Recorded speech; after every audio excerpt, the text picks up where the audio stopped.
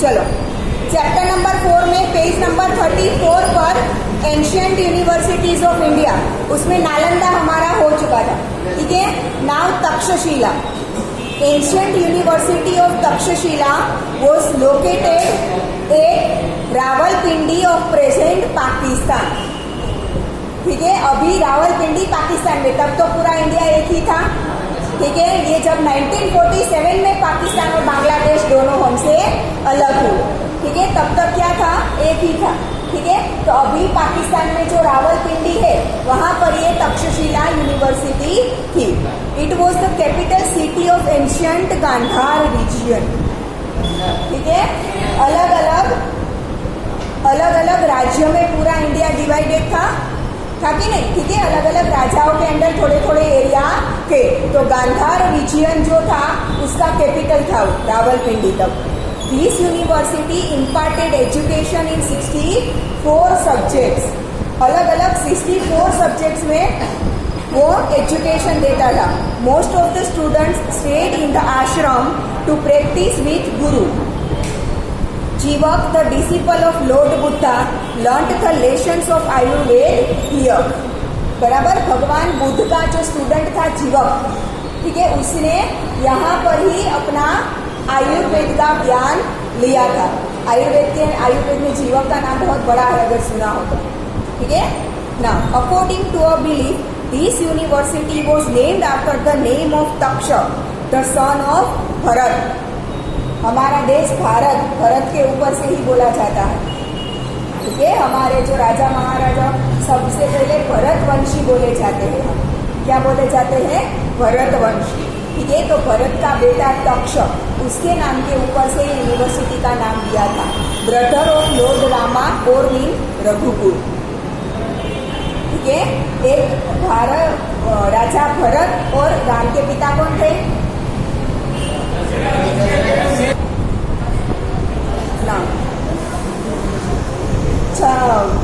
भगवान राम के पिता का नाम क्या था? दशरथ। दशरथ के भाई थे भरत, ठीक है। भरत का बेटा brother of lord Ram born in Raghukul, मतलब लॉर्ड राम के भाई वो कैसे थे? भरत और दशरथ दोनों भाई थे, इसलिए ये तक्ष और राम दोनों कजिन ब्रदर्स थे। इसीलिए रघुकुल मतलब राजा दशरथ और भरत दोनों रघुकुल में आएंगे, दोनों भाई थे तो, ठीक है। तो राम जैसे रघुकुल वंशी बोले जाते हैं, वैसे तक्ष भी क्या था? रघुकुल वंशी था। अब आया समझ में, ठीक है। It was a renowned education centre of 7th century, ठीक है। 7th सेंचुरी में बहुत बड़ा एजुकेशन सेंटर था। नालंदा कब था? 5th सेंचुरी से 11th सेंचुरी तक, ठीक है। Students were free to study the subjects of their interest in spite of the limit allotted of 20 students per teacher। अभी भी ऐसा नहीं होता, सोचो, पूरा क्लास भर देते हैं, 50-60 स्टूडेंट्स है ना। तब पर टीचर कितने स्टूडेंट्स अलाउड थे? Only 20 students. They used to teach even more. Students from distant cities like Varanasi, Rajgruha, Mithila and Ujjain overcrowded the university। Overcrowded मतलब इतने सारे स्टूडेंट्स थे। Princes of Varanasi and Prasenjit, the king of Kaushal, studied here. Also the great grammarian Panini and expert politician Kautilya got education from this university। किसने लिया था तक्षशिला से education? Prince of Varanasi and Prasenjit. Prasenjit कौन था? King of Kaushal. Sorry, Varanasi और प्रसेनजीत के princess मतलब राजकुमार, फिर कौशल के राजा ने, वो दोनों वहां पर पढ़े थे। ग्रामेरियन पाणिनि मतलब संस्कृत में जिसने ग्रामर दिया है वो पाणिनि, और पॉलिटिशियन कौटिल्य, ठीक है। ये सब ने तक्षशिला से एजुकेशन लिया था। Takshashila was the best centre for higher education. Normally students used to stay with guru to practice education of Vedas, military science, गजविद्या, archery, grammar, philosophy, warlore, astronomy, astrology was given here. कितने सारे सब्जेक्ट्स, 64 टोटल सब्जेक्ट्स है, उसमें से थोड़े ही नाम यहाँ पर दिए हैं। Chanakya the mentor of Chandragupta Maurya also studied here. Chinese scholar Fa Hing visited this university in the beginning of 5th century। ठीक है, तो ऐसा नहीं है कि 7th सेंचुरी में तक्षशिला का बहुत मान था, पर 7th सेंचुरी में नहीं बनी थी, बहुत पहले से 5th सेंचुरी से ये थी। Now Varanasi, Kashi. Varanasi was famous as one of the place of pilgrimage during 7th century. Pilgrimage मतलब हमारे जैसे मंदिर होते हैं ना, वैसे जैन के क्या होते हैं, पिलग्रिमेज होते हैं। ठीक है, तो उसके अलग अलग पिलग्रिमेज के लिए 7th सेंचुरी में वाराणसी बहुत फेमस था। It was also the famous education centre. It grew as the religious centre for the Aryan culture in Upanishadic period. King of Varanasi Ajatashatru was a great philosopher of Upanishadic age and great supporter of education। ठीक है, Upanishadic as मतलब जब उपनिषद लिखे गए वो time. ठीक है, it is mentioned in Vyas Samhita that Maharshi Vedvyas head his आश्रम इन वाराणसी। महर्षि वेदव्यास का आश्रम कहाँ पर था, वाराणसी में था। Lord Buddha chose Varanasi a suitable place for the propagation of his preachings। Propagation of his preachings मतलब जैन धर्म में, लॉर्ड बुद्ध बौद्ध धर्म में जो उसे लोगों को मैसेज वगैरह जो देना था, उसके स्पीचेस वगैरह जो अभी बुक के फॉर्म में लोग पढ़ते हैं, बौद्धिक धर्म के लोग। ठीक है, वो सब कुछ उसने कहाँ पर दिया था, वाराणसी में। पोटेंट फिलोसोफर आदि Shankaracharya had to move to Kashi to adopt the new principle of Vedantas। Vallabhacharya ji and Chaitanya Mahaprabhu, the pioneer of Pushti Marg, attained prestige for their Vaishnav sects in Kashi। ठीक है, चैतन्य महाप्रभु जो वैष्णव धर्म के लोग हैं, वो उन्हें पता होगा, चैतन्य महाप्रभु को वो लोग बहुत मानते हैं। ठीक है, तो ये जो वल्लभाचार्य जी और चैतन्य महाप्रभु जी, ठीक है, आपने देखा होगा श्रीनाथ जी, यमुना जी और महाप्रभु जी की फोटो होती है, तीन एक साथ। ठीक है, वो महाप्रभु जी और उसके साथ साथ वल्लभाचार्य जी, इन दोनों ने अपने वैष्णव धर्म का सबसे ज्यादा प्रचार कहाँ से शुरू किया था, काशी से। अभी जो काशी बोला जाता है वो वाराणसी भी बोलते हैं इसे, और काशी भी बोला जाता है। ठीक है, मेजोरिटी ऑफ स्कॉलर वो Uttar Pradesh. Majority of scholar families of Punjab had to migrate to Kashi while a few families migrated to Kashmir। Punjab से लोग जो माइग्रेट हुए थे वो ज्यादा से ज्यादा वाराणसी गए थे और थोड़े बहुत कश्मीर की तरफ। Many other princes came from education in Varanasi। Monastery at Sarnath became a famous education center under the patronage of Emperor Ashoka। हमें पता है कि एम्परर अशोका बौद्ध धर्मी था। ठीक है, पहले वो किसी धर्म में नहीं मानता था, बहुत सारे लोगों को मारा भी है उसने, पर अचानक से फिर भगवान में क्या होने लगा, उसे विश्वास होने लगा। ठीक है, ट्रस्ट होने लगा और वो बौद्ध धर्मी हो गया। ठीक है, नाउ वल्लभी विद्यापीठ नाम सुना हो तो। This university of Gujarat was a very famous centre of education in 7th century. Vallabhi Vidyapeeth कहाँ पर था, गुजरात में। There was a significant contribution of contemporary ruler of Vansh dynasty and its people to make Vallabhi a well-renowned and a huge center of education। वंश dynasty मतलब वंश के समय के राजाओं जो थे, ठीक है, उन्होंने वल्लभी विद्यापीठ को बहुत नाम दिया था, उस समय के लोगों ने भी। Vidyadham Vallabhi was the center of Hinayana cult of Buddhist religion. Hinayana cult जैसे हिंदू में भी अलग अलग होते हैं ना, कास्टिज्म, ठीक है, वैसे बौद्ध में भी होते हैं। ठीक है, बौद्ध में भी अलग अलग, जैसे हिंदू में भी स्वामीनारायण अलग होते हैं, वैष्णव अलग होते हैं। ठीक है, वैसे बौद्ध में भी अलग अलग ऐसे होते हैं, जैसे मुस्लिम में भी सिया और सुन्नी होते हैं। ठीक है, क्रिश्चियन में भी होते हैं नाजी और यहूदी, ठीक है, जिसकी वजह से ही हिटलर ने सब कुछ शुरू किया था, ठीक है। वैसे ही बौद्ध धर्म में भी ये क्या है, हिनायना, उसका एक पार्ट है, ठीक है। In the middle of 7th century Buddhist scholars like Shri Ramati and Gunamati were the leading principals of Vallabhi, ठीक है। लीडिंग प्रिंसिपल्स मतलब वल्लभी में बहुत उच्च पोजीशन पर थे, वहां पर पढ़ाते थे, ठीक है। The students from the distant areas of Ganga Yamuna used to come here for higher studies. Chinese traveller I-tsing noted, traveller का नाम क्या है देखो, चाइनीज ट्रैवलर इट सिंग, ठीक है, I-tsing noted that Vallabhi completed with the famous education centre Nalanda which was located at eastern part of India, ठीक है। नालंदा कहाँ पर था, बिहार की तरफ था। तक्षशिला कहाँ पर था, पूरे नॉर्थ पार्ट में ऊपर की तरफ था, जो अभी पाकिस्तान का क्या है, रावलपिंडी, ठीक है। और गुजरात में वल्लभी विद्यापीठ कहाँ पर था, एकदम ईस्टर्न पार्ट में, ठीक है ना। Vallabhi was a capital and an international port from 480 AD to 775 AD, ठीक है, मतलब ईयर 480 से 775 international port Vallabhi. The ruler of Vallabhi belonged to Maitrak dynasty and he patronised education and university as well. Ruler of Vallabhi मतलब जो वल्लभी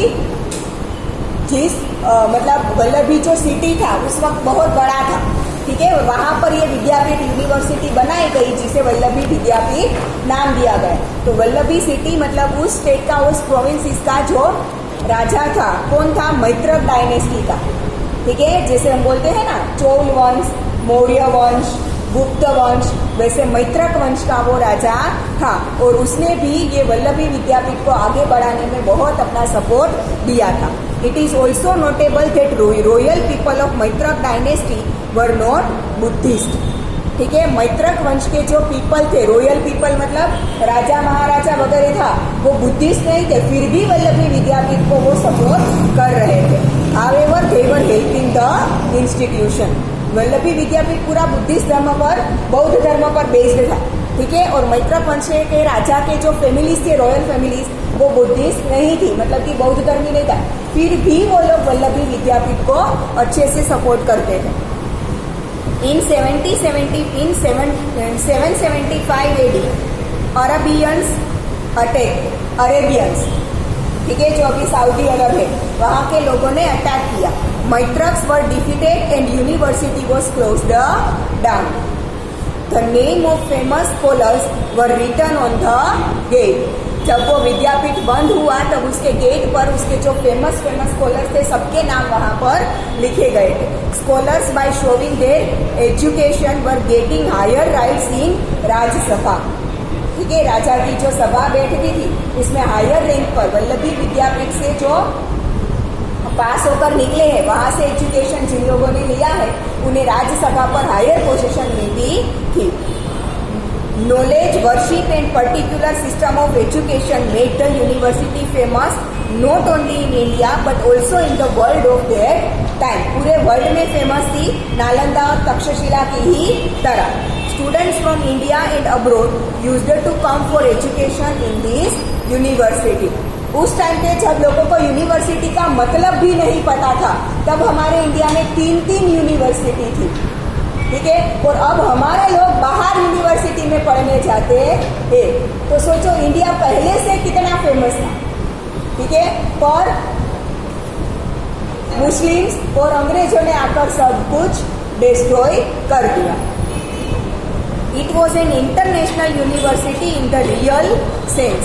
रियल सेंस, सच में बोले तो वो एक इंटरनेशनल यूनिवर्सिटी थी, ठीक है। नालंदा और तक्षशिला की ही तरह वहाँ से भी पूरे वर्ल्ड से स्टूडेंट्स पढ़ने के लिए आते थे।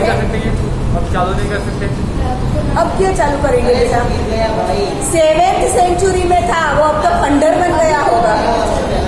Almost all the branches of knowledge were taught here. Almost all the branches of knowledge, ठीक है।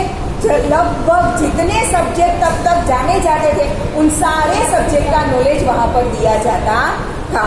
The maintenance of the university was done through the charity given by the kings and landlords. ठीक है, बड़े बड़े जमीन के मालिक जो होते हैं और किंग जो सपोर्ट करते थे, मतलब वहां पर वो क्या देते थे, चैरिटी देते थे, उससे पूरा यूनिवर्सिटी चलता था. Actually it showed the loyalty of the people towards the university. ठीक है, it was world renowned university of Indian education for the knowledge of arts and science. Arts और साइंस के लिए तो सबसे ज्यादा फेमस. ठीक है, अब chapter number 5 India's heritage of science and technology वो स्टार्ट करते हैं.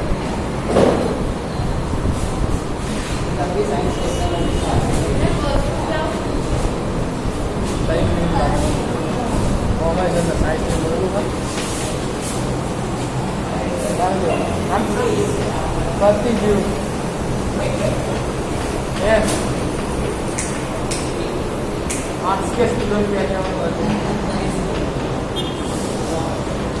आर्ट्स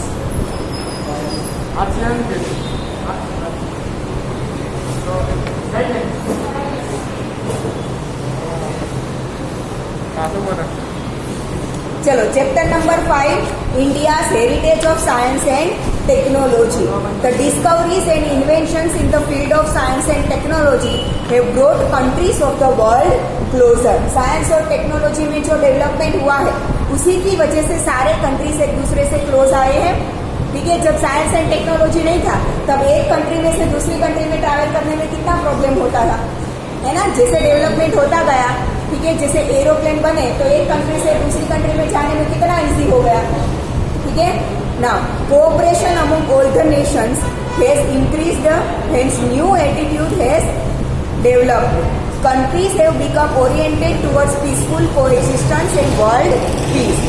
ठीक है, जैसे वर्ल्ड वॉर 1 और 2 में, वर्ल्ड वॉर 1 और 2 में क्या था, सारी कंट्रीज डिवाइडेड दो पार्ट में, है ना, एलिड नेशंस एंड दूसरा क्या था, मतलब एक कंट्रीज को ऐसा बोला जाता था कि वो सारे फ्रेंड्स है और दूसरी सारी क्या बोली जाती थी, एनिमीज है. ठीक है, तो दो पार्ट में डिवाइड हो गया था, बट अब ऐसा नहीं है. ठीक है, वर्ल्ड को ये साइंस एंड टेक्नोलॉजी की वजह से सारी कंट्रीज एक दूसरे के नजदीक आने लगी है और अभी तो वर्ल्ड पीस मेंटेन हो रहा है. Science means systematic knowledge and technology means the practical utility of systematic knowledge. ठीक है, साइंस का मतलब क्या होता है, सिस्टमेटिक नॉलेज, और टेक्नोलॉजी का मतलब वो सिस्टमेटिक नॉलेज का practical utilisation. Science and technology in spite of being two different words they are linked to each other. ठीक है, दोनों अलग अलग वर्ड्स है फिर भी एक दूसरे से क्या है, लिंक्ड है. चलो, heritage of ancient India in the field of science.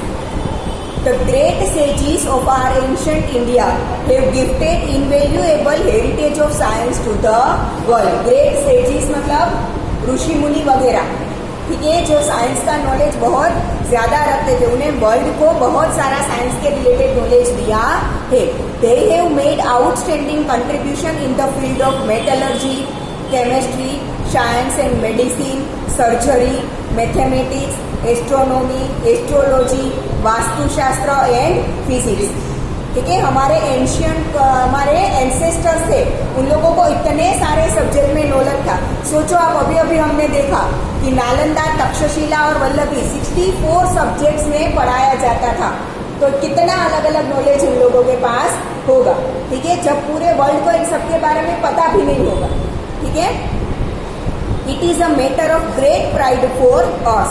India has contributed not only in the field of literature, art, religion, education and philosophy, but also it has made immense contribution in the field of science and technology. पर अब तो हम क्या बोलते हैं, science and technology मतलब foreign countries, बस China, US and England और रशिया, यही दिखता है हमें.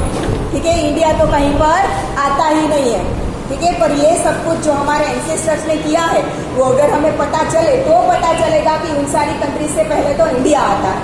ठीक है ना. Modern age researches have proved that India has scientific attitude along with religious outlook. धर्म में बहुत मानते हैं, पर उसके साथ साथ साइंस और टेक्नोलॉजी का भी बहुत सारा नॉलेज है। Metallurgy, since ancient age the people of India use metallurgy in their practical life. Metallurgy मतलब मेटल के रिलेटेड नॉलेज, ठीक है। Ancient India made extraordinary progress in the field of metallurgy. A metallic idol of a female dancer discovered from Indus Valley civilization is an exemplary achievement of ancient India.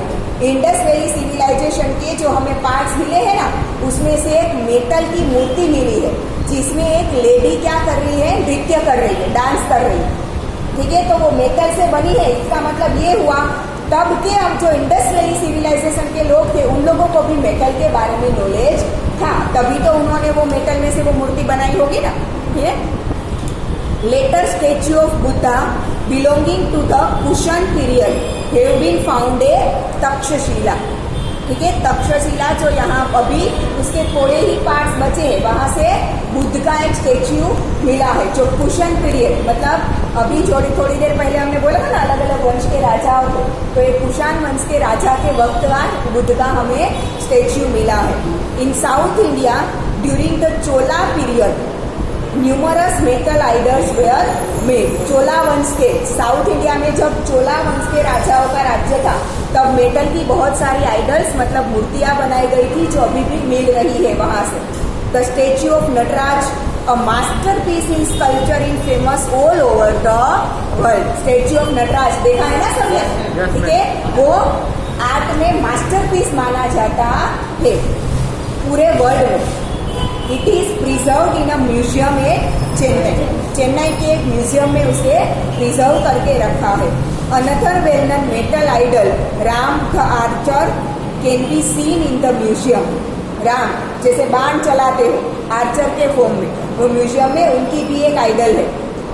Artistic statue of both goddesses, birds and animals and betel nut cutter are considered to be the best example of metallic art. All of them have important place in the history of India.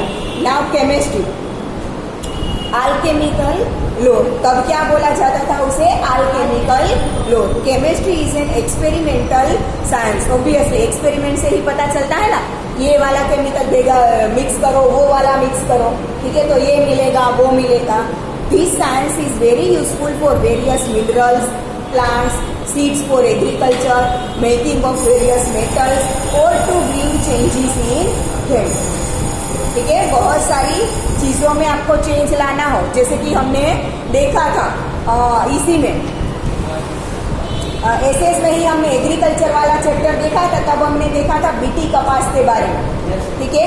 तो cotton जो पहले देसी use होता था, अब BT कपास मतलब वो हाइब्रिड 2-3 चीजों को मिक्स कर नया बनाया गया है। तो ये केमिस्ट्री की वजह से ही पॉसिबल है, ठीक है। आपने जो भी कपड़े पहने हैं उसमें अलग अलग कलर लगाया गया है बिकॉज ऑफ केमिस्ट्री, ठीक है। दीवार पर जो कलर किया गया है बिकॉज ऑफ केमिस्ट्री, है ना। आप नहाते हो जिस साबुन से, हेयर वॉश के लिए जो शैम्पू यूज करते हो, ठीक है, खाना पकाने के लिए ऑयल यूज करते हो, ऑल बिकॉज ऑफ केमिस्ट्री, ठीक है। नाउ वेरियस मेटल्स और to bring changes in them.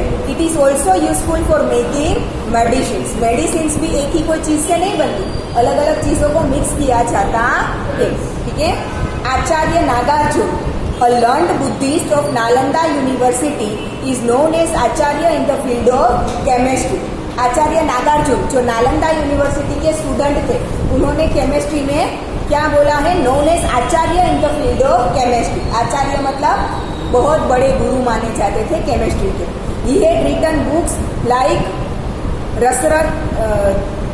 रसरत्नकर and Arogya Manjari. Acharya Nagarjun advocated the use of allopathy along with herbal medicines, ठीक है। हर्बल मेडिसिन मतलब औषधियों के साथ साथ एलोपैथी का तब उन्होंने नॉलेज दिया, ठीक है। It is believed that the use of mercury ash as a medicine was initiated by him. Mercury ash, ठीक है, जो वो थर्मोमीटर में देखते हैं ना, नीचे सिल्वर कलर का होता है, गर्म में डालो तो वो ऊपर चढ़ता है, दैट इज मर्क्यूरी, ठीक है। हाँ, हाथ में रखो तो किसी पे चिपकता नहीं है, ठीक है। बट अगर आपने सोने या चांदी की रिंग पहनी है और उसके ऊपर गिरा तो कट हो जाएगी वहां से, ठीक है। तो ये मर्क्यूरी ऐश, मतलब मर्क्यूरी के जलाने के बाद, मर्क्यूरी को जलाने के बाद जो एशिस बचती है उसको, उस ऐश को एज अ मेडिसिन यूज करने का इनिशिएशन किसने किया था? नागार्जुन ने किया था। Nalanda university had its own school of chemistry and furnace for study and research. Nalanda university में केमिस्ट्री के लिए एक अलग पार्ट ही था, ठीक है। The description of main rasa, uparasa, 10 types of poisons as well as various types of salts and ash of minerals is seen in the chemistry, ठीक है। केमिस्ट्री में इतना सब कुछ, केमिस्ट्री कितना है फटाफट खत्म कर देते हैं। The copper statue of Buddha reflect an expert knowledge and skill in the field of chemistry. Copper का जो बुद्ध का स्टेच्यू मिला है ना, वो अब तक उसमें जंग नहीं लगा। तो सोचो उन्हें मेटल का और केमिस्ट्री का कितना अच्छा नॉलेज होगा, ठीक है। The copper statue of Buddha discovered from Sultanganj in Bhagalpur district of Bihar in 701/2 feet 7.5 feet high and weighs on tons. 7.5 foot ऊंचा था और उसका वजन करो तो टन्स में, 1 टन मतलब 1000 kg, ठीक है। Weighs 1 ton. The statue of Buddha at Nalanda is 18 feet high. Nalanda में जो उनका स्टेच्यू मिला है बुद्ध का, वो कितना है? 18 फीट हाई है। An exquisite example of Vijay Stambha, the 24 feet high iron pillar which weigh 7 tons built by Chandragupta II, ठीक है। दिल्ली में आयरन पिलर है लोहे का। लोहा हम 2-3 साल तक भी रखे तो भी वो क्या हो जाता है? रस्ट लग जाता है, ठीक है। पर ये Chandragupta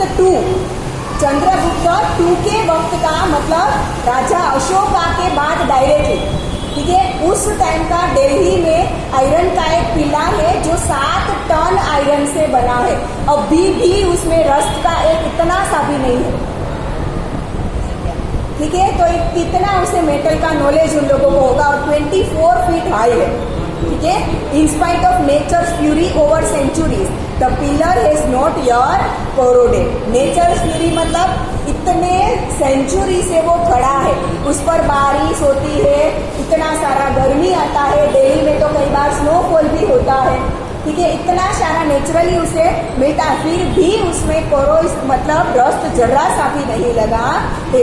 this is the best example of alchemical law of India, ठीक है। केमिकल आयरन के साथ ऐसा कुछ मिलाया होगा तभी तो उसमें रस नहीं लग रहा है ना। तो ये कितना सोचो केमिस्ट्री का उन लोगों को नॉलेज होगा, ठीक है। आज यहाँ तक रखते हैं।